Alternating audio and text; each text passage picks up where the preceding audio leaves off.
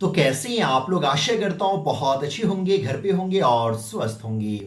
तो आज की इस वीडियो में हम लोग कर्बक के भावार्थ को समझने वाले हैं। मैं आपको बता दूं कि 2022 बोर्ड एग्जाम के लिए नया सीरीज शुरू हो चुका है और इसके 2 वीडियो भी अपलोड हो चुके हैं। पहले वीडियो में हम लोग 2022 एग्जाम के लिए पैटर्न को देखे थे, सिलेबस को समझे थे, और दूसरे वीडियो में कर्बक के कवि मलिक मोहम्मद जासी के परिचय को देखे थे। क्योंकि आप सब जानते हैं कि बोर्ड एग्जाम में परिचय से बहुत ही ज्यादा क्वेश्चन पूछा जाता है, तो इसीलिए एक वीडियो में मैं मलिक मोहम्मद जासी के परिचय को समझाया था। और आज के इस वीडियो में हम लोग कर्बक प्रथम यानी कर्बक पहला जो है उसके भावार्थ को समझने वाले हैं। क्योंकि आप सबको मालूम होगा कि जो बिहार बोर्ड में 100 मार्क्स का हिंदी है क्लास 12 के लिए, तो इसमें जो पहला चैप्टर है मलिक मोहम्मद जासी के द्वारा जो लिखा गया हुआ कर्बक, तो इसमें 2 कर्बक दिया गया हुआ है, कर्बक प्रथम और कर्बक द्वितीय। तो पहला और दूसरा है। तो इसीलिए आज के इस वीडियो में हम लोग जो है सो पहले कर्बक को समझने वाले हैं। तो चलिए वीडियो को शुरू करते हैं, लेकिन उससे पहले आपसे छोटा सा रिक्वेस्ट है कि अगर आप हमारे चैनल पे पहली बार विजिट कर रहे हैं तो प्लीज चैनल को सब्सक्राइब कर लीजिए। वीडियो अच्छा लगता हो तो लाइक करना मत भूलिए और इस वीडियो को अपने दोस्तों को जरूर शेयर कीजिए ताकि उनको भी फायदा पहुंच सके। तो चलिए हम लोग वीडियो को शुरू करते हैं और समझते हैं कर्बक फर्स्ट को। तो चलिए एक एक पंक्ति को पढ़ के पहले कर्बक को हम लोग खत्म करते हैं। और पहले कर्बक की पहली पंक्ति जो है, एक नैन कवि मोहम्मद गुनी, सोई बिमोहा जो कभी सुनी। अब ये पहली पंक्ति है मलिक मोहम्मद जासी के द्वारा लिखी गई कि एक नैन कवि मोहम्मद गुनी, सोई बिमोहा जे कभी सुनी। तो सबसे पहले हम लोग इसके अर्थ को समझने से पहले बोर्ड एग्जाम के लिए बात कर लेते हैं कि बोर्ड एग्जाम में भावार्थ में 4 नंबर का क्वेश्चन पूछा जाता है। तो अगर कहीं ये लाइन पूछ दी जाए, ये पंक्ति पूछ दी जाए, तो आप कैसे इसका भावार्थ करेंगे? तो देखिए मैं इस चीज को यहां पे नीचे जो है सो लिख दिया हूं। आप लोग को क्या लिखना है कि यह पंक्ति मलिक मोहम्मद जासी द्वारा रचित महाकाव्य पद्मावत के अंश है, जिसमें कवि कहते हैं कि वह एक नैन के होते हुए भी गुणवान है। यानी यहाँ पे जो मैं चीज लिखा हूं इसको आप जो है सो लिख देंगे, इसमें आपको 4 नंबर जो है सो मिल जाएगा। तो चलिए अब आते हैं इसके अर्थ को समझते हैं कि आखिरकार कर्बक के पहले पंक्ति में मलिक मोहम्मद जासी क्या कहना चाहते हैं। तो देखिए कवि क्या कह रहे, एक नैन कवि मोहम्मद गुनी, यानी कि मलिक मोहम्मद जासी अपने बारे में बताते हैं और कहते हैं कि मलिक मोहम्मद जासी जो है वो एक आंख के हैं।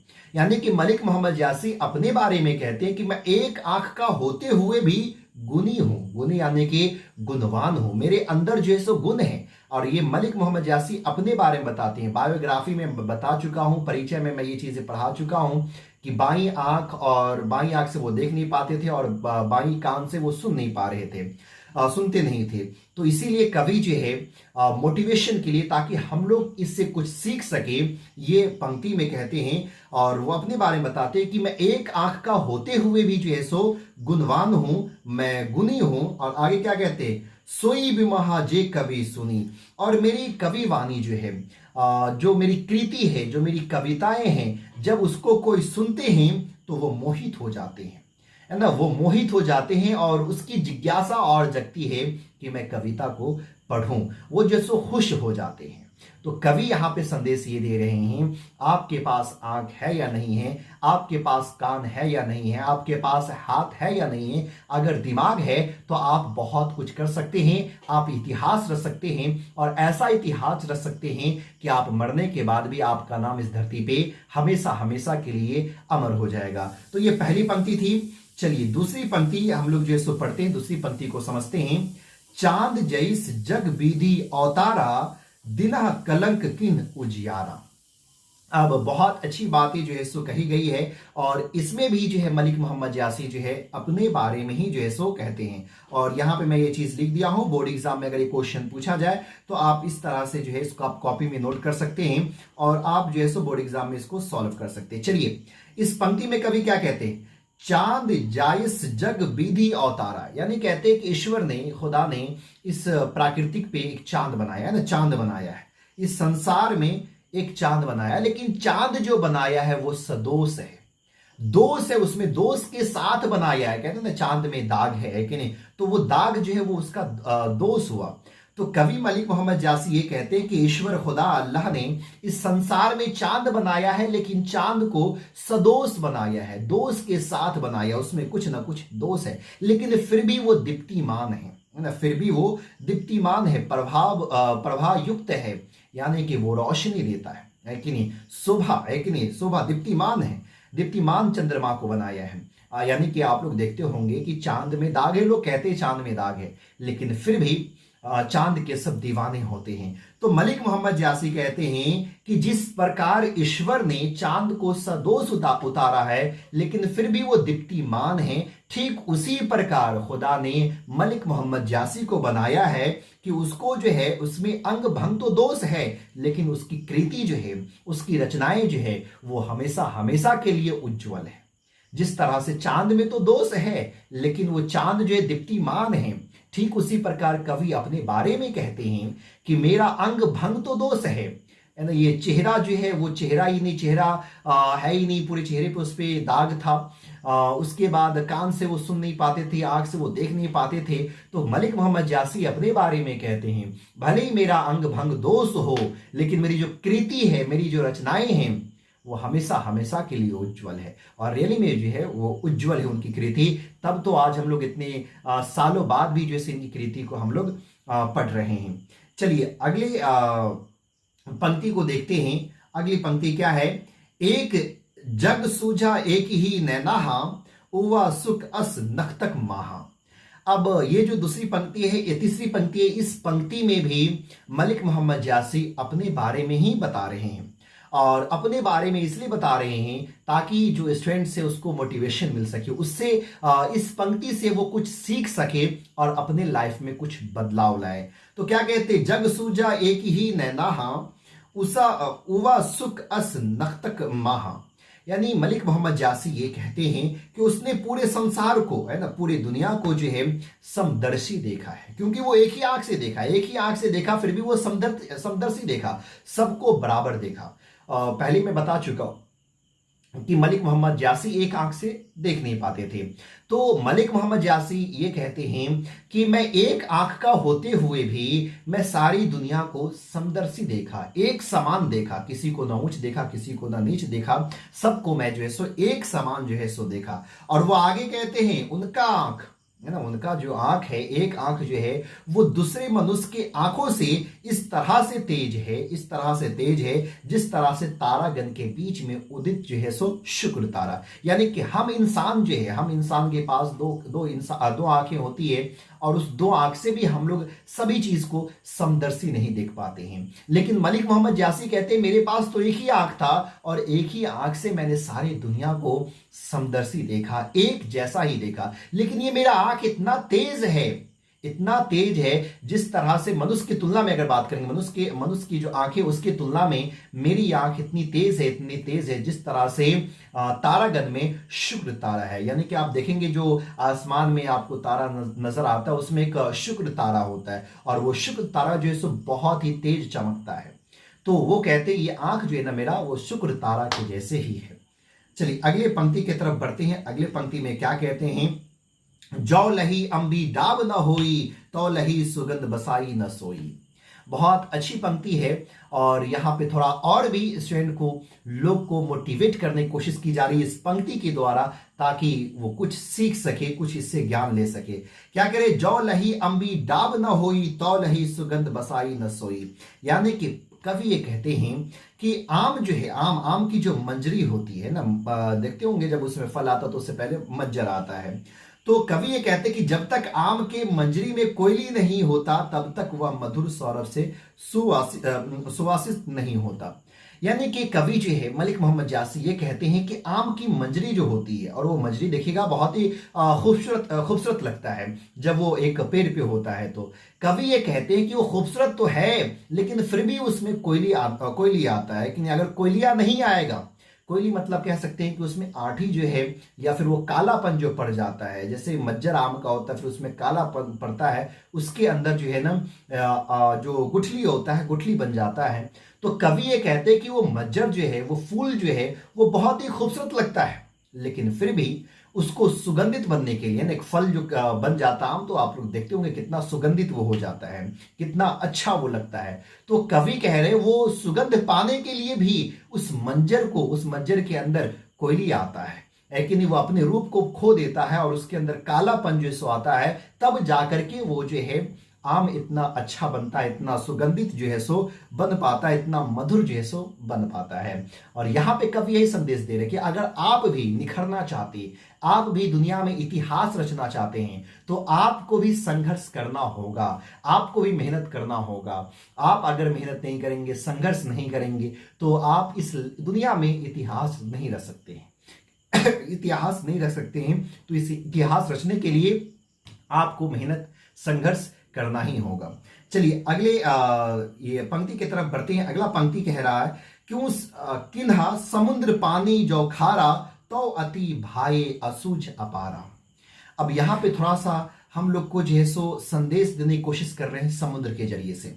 कवि क्या कह रहे हैं, किन्हा समुद्र पानी जो खारा, तो अति भयो असूझ अपारा। यानी कि समुद्र जो है, समुद्र का पानी खारा है, समुद्र का पानी नमकीन है। और बात बिल्कुल सही है, समुद्र का पानी नमकीन होता है। तो यहाँ पे कवि क्या कह रहे हैं कि जो समुद्र का पानी है, वो समुद्र का पानी खारा होता है, नमकीन होता है। और नमकीन होने की ही वजह से आज समुद्र जो है वो अपार है, असुझ है। रेली में अगर वो नमकीन नहीं होता तो आज वो अपार नहीं होता। अपार मतलब क्या, कि उसको, समुद्र को कोई पार नहीं कर सकता है। जैसे तालाब होता है, नदी है, इसको इस पार से लोग अगर तैरना शुरू करें तो उस पार जा सकते हैं, लेकिन जो समुद्र होता है वो समुद्र अपार होता है, कोई उसको पार नहीं कर सकता है। और वो असुझ होता है। आप तालाब के इस पार से उस पार देख सकते हैं, लेकिन समुद्र के इस पार से उस पार नहीं देख सकते हैं। तो यहाँ पे कवि ये कह रहे हैं कि समुद्र जो है वो अपार है, असुझ है। क्यों? क्योंकि उसका पानी जो है वो खारा है। अगर खारा नहीं होता तो शायद आज वो अपार या फिर जो है सो असुझ नहीं होता। तो सबको आगे बढ़ने के लिए उसमें कुछ ना कुछ खामियां रहती है, खामियां आती है, फिर उसको जो है वो मजबूती बना लेते हैं। जो कमजोरी होती है उस कमजोरी को मजबूती बना लेते हैं। लेकिन शायद इस चीज से हम लोग सीखते नहीं हैं। हम लोग उसी मजबूरी को बार बार जो है सो सोचते रहते हैं कि भाई हम खूबसूरत नहीं हैं, हमारे पास जो है सो देखने के लिए आंख नहीं है, अच्छे से काम करने के लिए हाथ नहीं है। हालांकि ईश्वर ने ये सारी चीजें हमको दिया है। कुछ कुछ ऐसे लोग होते हैं जो ये सारी चीजें उनके पास नहीं होती है, लेकिन फिर भी हम लोग इन सारी चीजों के पीछे पड़े रहते हैं। अगर कोई भी इतिहास रचना चाहता है तो उसके अंदर कुछ कमजोरी होती है और उसी को मजबूती बना लेता है। जैसे कि अभी आप लोग समुद्र के बारे में देखिए, आम के बारे में देखें, आम की मंजरी के बारे में देखें। चलिए अगले दोहे की तरफ जो है सो बढ़ते हैं। अगला दोहा क्या कह रहा है, जो सुमेरु त्रिशूल विनाशा, भाव कंचा गिरी लाग आकाशा। अब इसमें भी थोड़ा ना थोड़ा सीख हम लोग को जो है सो मिल रही है, और बहुत ही अच्छी पंक्ति सब दी हुआ है करबक में, बहुत कुछ सीखने को जो है सो मिलती है। क्या कह रहे, जो सुमेरु त्रिशूल विनाशा, भाव कंचा गिरी लाग आकाशा। यानी कि जो सुमेरु पर्वत है, सुमेरु पहाड़ जो है वो सोने जैसा देखने में लगता है कि नहीं, गोल्ड जैसा, स्वर्णमय है, सोने जैसा देखने में लगता है। उसकी वजह क्या है, वो जो त्रिशूल, ये जो सुमेरु पर्वत जो है, और में सुमेरु पर्वत जो है वो सोने के जैसा जो सो देखने में जो सो लगता है, उसका कलर कुछ उसी प्रकार से है। तो यहाँ पे कवि क्या कहते हैं, मलिक मोहम्मद जासी, कि ये जो पर्वत है, सुमेरु पर्वत, जो सोने जैसा देखने में लगता है, उसकी भी एक वजह है। वो वजह क्या है, उसका एक ही कारण है कि जो शिव है, शिव भगवान है, उसके त्रिशूल से उसको नष्ट किया गया है। जब वो त्रिशूल से उसको नष्ट किया गया था तो उसके स्पर्श से ही वो पर्वत जो है सो सोने का बन गया और सोने का जो स्वरूप ले लिया। तो यानी कि अगर वो सुमेरु पर्वत भी सोने का है तो पहले उसको त्रिशूल की मार सहना पड़ा, तब जाकर के जो है सो वो सोने का है। यानी कवि संदेश दे रहे, आप कुछ भी इतिहास रचना चाहते हैं, पहले आपको दर्द सहना पड़ेगा, चोट सहनी पड़ेगी, तब जाकर के आप जो सो कुछ कर पाएंगे, कुछ इतिहास रच पाएंगे। कहते ना, इतिहास रचना या सक्सेस, कामयाबी मिलना एक आसान काम नहीं होता, बैठे बैठे इस चीज को प्राप्त नहीं कर सकते हैं। तो यहाँ पे कवि कह रहे, जो त्रिशूल, जो सुमेरु पर्वत है, सुमेरु पहाड़ है, वो सोने का सोने जैसा दिखने में लगता है। उसकी एक ही वजह है। वो वजह क्या है कि शिव भगवान के त्रिशूल से उसको जो है सो नष्ट किया गया, और उस त्रिशूल का जब मार उस पे पड़ा तो उसके स्पर्श से जो है ना, वो क्या हो गया, सोने का जो है सो हो गया। चलिए अगले पंक्ति की तरफ बढ़ते। अगला पंक्ति कह रहा है, जौ लही घड़ी कलंक न पारा परा, कांच होई नहीं कंचन करा।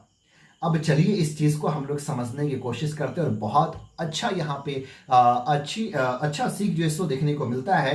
क्या कह रहे हैं कि जब तक घरिया, घरिया मतलब होता है सोने को गलाने वाला पात्र, तो जब तक घरिया को जो है, घरिया में कच्चा सोना गलाया नहीं जाता है, तब तक वह कच्ची धातु जो चमकदार सोना का रूप जैसो नहीं लेता है। यानी कि जो सोना का जो कच्चा जो सामान होता है, कच्चा जो सोना होता है, तो उस कच्चे सोना में वो खूबसूरती नहीं होती है, वो चमक नहीं होती है। जब तक चमक नहीं आएगी तब तक, जब तक उसमें तब तक चमक नहीं आएगी जब तक उसको जो है सो घरिया में, यानी कि सोने को गलाने वाला जो पात्र होता है उसमें उसको गलाया नहीं जाए। उसको एकदम आग पे जो है, धधकती हुई आग पे उसको गलाया जाता है, तब जाकर के सोने में चमक आती है। तो आप भी चमकना चाहते हैं तो पहले संघर्ष करना होगा, मेहनत करना होगा, तब जाकर के आप आगे जो है सो चमकेंगे।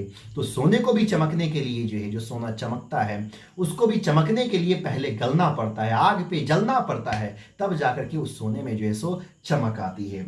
चलिए अगले दोहे को देखते हैं, और जो ये आखिरी दोहा है उसके बाद हम लोग जो है ना सो कर्बक 2 को देखेंगे। तो अगले वीडियो में जो हम देखेंगे, जो कल मॉर्निंग में आप लोग को जो है सो मिल जाएगा। अंतिम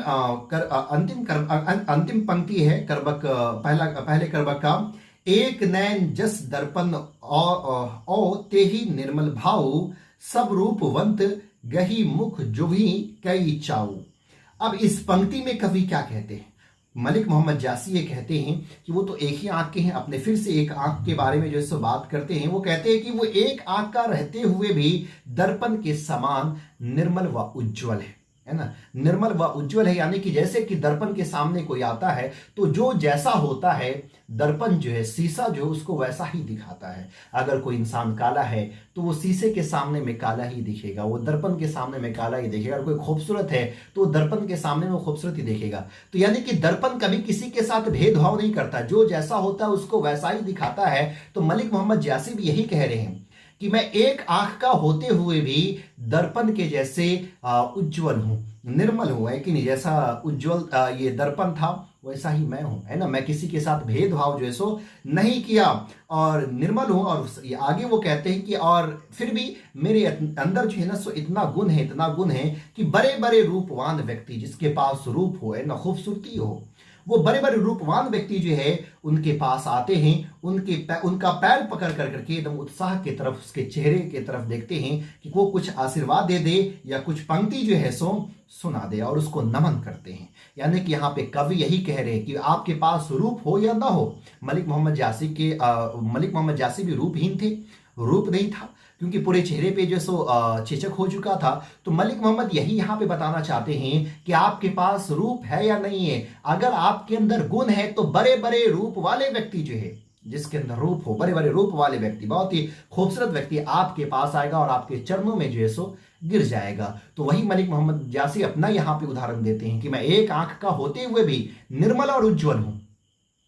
जिस तरह से दर्पण किसी के साथ भेदभाव नहीं करता, मैं भी किसी के साथ भेदभाव नहीं किया, लेकिन एक आंख का होते हुए भी मैं गुणवान हूं, गुणी हूं, और ऐसा गुणी हूं कि बड़े बड़े रूप वाले व्यक्ति जैसो आकर के हमारी चरणों पे झुक जाते हैं और हमारी तरफ देखते हुए हमको नमन करते हैं और कुछ सुनने की इच्छा जो है सो जाहिर करते हैं। तो ये था पहला कर्बक, जिसमें शायद 10 पंक्तियां थी।